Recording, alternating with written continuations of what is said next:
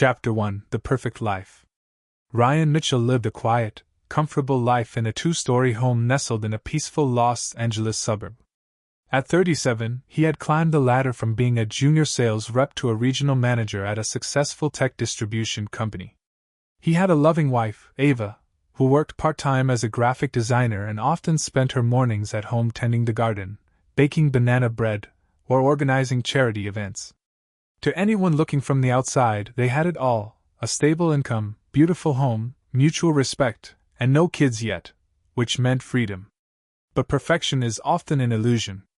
Ava had grown distant. It started with subtle signs: the phone she clutched a bit tighter, the sudden need for privacy, the occasional lie that didn't quite line up. Ryan chalked it up to stress or boredom. He often worked late, and he blamed himself for being too absent. He tried planning weekend trips and surprise dinners, but Ava's smiles rarely reached her eyes anymore. Chapter 2: The Boss. At work, Ryan's boss, Damon Reed, had always been a figure of admiration. Damon was in his mid-40s, tall, charismatic, always sharply dressed, with a voice that commanded rooms. He was a classic alpha male, and people either hated or idolized him. Ryan respected him, though he didn't always trust him. Damon had recently been promoted to vice president, and Ryan's name was in line for a director position. Their meetings had become more frequent. Sometimes Damon would ask about Ryan's personal life, especially Ava. "You still with that beautiful wife of yours?" Damon asked once with a grin, sipping his whiskey after a bored dinner. "Yeah," Ryan replied cautiously. "Almost 8 years now. Man, she's got the kind of look you don't forget." Ryan laughed it off, uneasy. Damon flirted with everything, even the interns. But something about the way he said Ava's name felt intentional. Chapter 3: The Slippery Slope.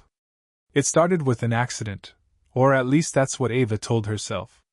Damon had invited both Ryan and Ava to a weekend retreat at his lake house. Purely professional, to celebrate a company milestone. Ryan was stuck handling an emergency at work and urged Ava to go without him. "I trust you," Ryan had said, handing her a packed bag with a kiss on the cheek. Ava remembered feeling something she hadn't in a while, wanted. Damon treated her like she was the center of the universe. They drank wine by the water, shared stories, laughed until midnight. And when the lights dimmed and her loneliness whispered too loud, she didn't resist when he kissed her. She told herself it would be just once. But once became twice. Then a weekly secret. Chapter 4: Guilt and Games. Ava tried to pretend things were normal. She'd greet Ryan with a kiss, ask about his day, laugh at his jokes. But inside, her guilt clawed at her. She had fallen for Damon, not just the affair, but the excitement, the danger, the validation.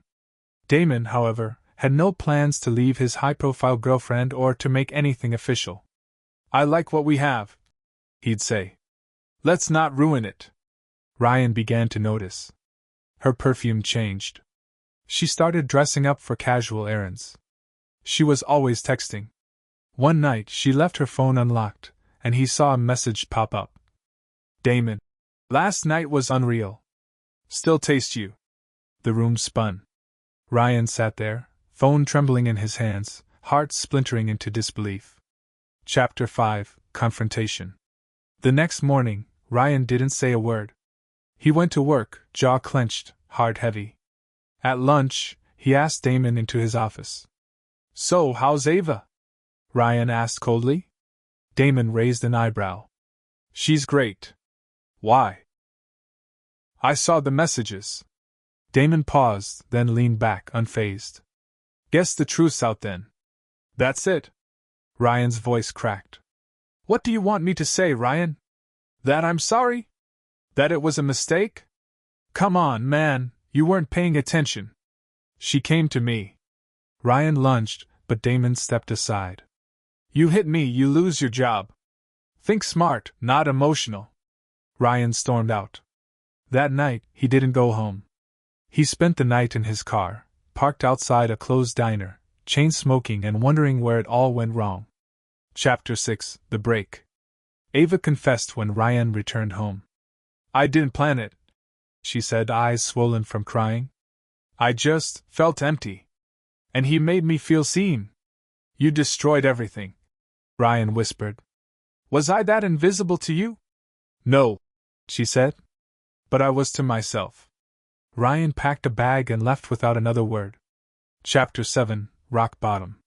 The weeks that followed were numb. Ryan took a leave of absence from work. He crashed at his friend Logan's apartment, drank too much, avoided his phone. Ava messaged him almost daily at first. I'm sorry. Please talk to me. I don't know what to do without you. Eventually, the messages stopped. One morning, Logan tossed Ryan the apartment keys. Bro, you gotta get your life back. Go to therapy. Hit the gym. Whatever. But don't let this define you. So Ryan did. He started running again. Signed up for therapy. Slowly, piece by piece, he stitched himself together. Chapter 8, Closure. 6 months later, he ran into Ava at a bookstore. She looked thinner, a little tired, but her smile was real. Hi, she said softly. Hi. I heard you're back at work. Yeah. New division, new team. Different boss. She chuckled. I broke us, didn't I? Ryan nodded. You did. I still love you, Ryan, she whispered. I believe that, he replied. But sometimes, love's not enough. They stood in silence. He walked away without bitterness, without pain. Just peace. Chapter 9, Picking Up the Pieces. Ryan drove away from the bookstore feeling lighter than he had in months. Closure wasn't as dramatic as movies made it seem. It wasn't some huge scene, it was just quiet. Simple. Like turning the last page of a painful chapter and placing the book back on the shelf. He wasn't bitter anymore. He didn't hate Ava. He even understood her, in a strange way. But he also knew he deserved more. He deserved someone who wouldn't run into another man's arms when things got hard. He moved into a small apartment closer to the beach. It wasn't fancy, but it was his. He filled it with plants, set up a record player in the corner, and hung photos from his hiking trips on the wall. For the first time in years, he was living for himself. He returned to work under a new VP, one who respected boundaries and believed in mentorship without manipulation. Ryan was quickly promoted and became one of the youngest directors in the company's history. His nights were no longer lonely. He started meeting new people, not through apps, but through life. At the gym, at the dog park, even once at a friend's game night. He was rediscovering who he was without Ava. Chapter 10, Ava's Reality. Meanwhile, Ava's world looked far different than she had imagined. After Ryan left, Damon slowly distanced himself. The messages became shorter. The spontaneous visits stopped. His "I'm thinking about you" text turned into "I'm busy, talk later."